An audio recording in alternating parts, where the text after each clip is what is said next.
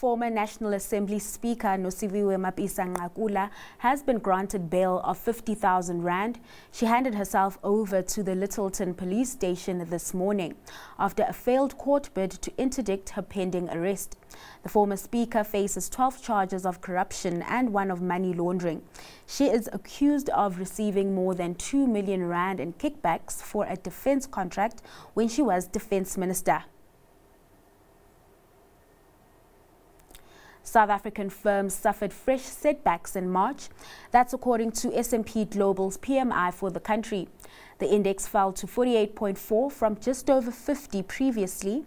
This marks its lowest level since July 2023. According to S&P Global, new order volumes fell at the sharpest rate in over 2 years as stronger price pressures and drought conditions contributed to lower customer demand. Johannesburg residents topped the list of South Africa's highest spenders. That's according to the Spend Trend 24 study released by Discovery Bank and Visa. The city's consumers splurge 49% more than the average South African citizen. Cape Townians also like to live large, outspending the average consumer by 38%. The data shows that groceries, retail, travel and fuel remained the country's biggest expenditure categories, making up nearly 2/3 of total spend. Core Potash has a new CEO. The firm has named Andre Bayer as its new head. It says Bayer has over 20 years of experience in the global mining and agricultural sectors and brings significant African experience, including having held senior positions for groups with operations in the Republic of Congo. Further afield, Sanofi has tentatively agreed to settle 4,000 US lawsuits alleging a link between Zantac and cancer. Let's listen to this package report for more. French pharmaceutical giant Sanofi has reached a tentative agreement to settle thousands of US lawsuits, which link their heartburn pill Zantac to cancer. Sanofi did not disclose financial details of the deal, nor admit any liability in the settlement over the drug, which is now discontinued. The company said it is settling to avoid the expense and ongoing distraction of the litigation.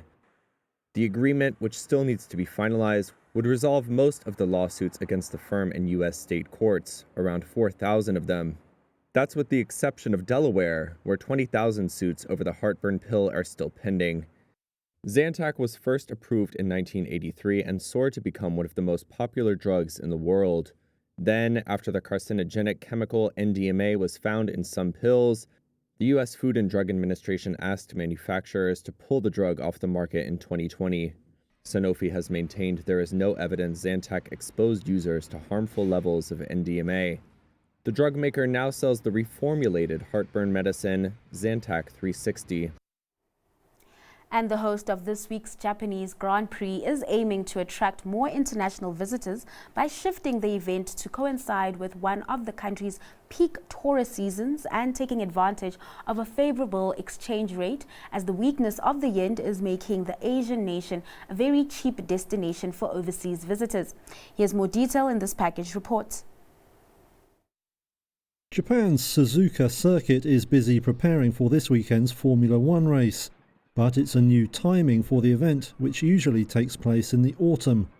Organisers reckon they've got a plan to lure more international visitors to a contest that has long drawn a largely domestic audience. For one thing, moving the event to April puts it in a popular holiday season, when tourists flock to see the country's famous sakura cherry blossoms. Suzuka General Manager Eijiro Oda says the spring has another advantage too. Until last year, the F1 Japanese Grand Prix was held in the autumn and was often affected by typhoons, so we were quite concerned about the weather. It is a big relief for us that we no longer need to worry about that this year. Tourist attractions in Japan have one more trump card to play right now too, because the weakness of the yen is making this a very cheap destination for overseas visitors. The currency is currently at multi-decade lows against the dollar. That helped draw almost 2.8 million travellers to Japan in February, a record for the month.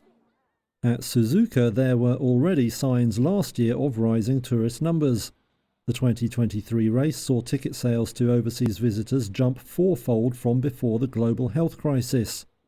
Local restaurants also reported soaring numbers of foreign customers. At a pre-race event in Tokyo, the new timing for the race seemed to be going down well with fans.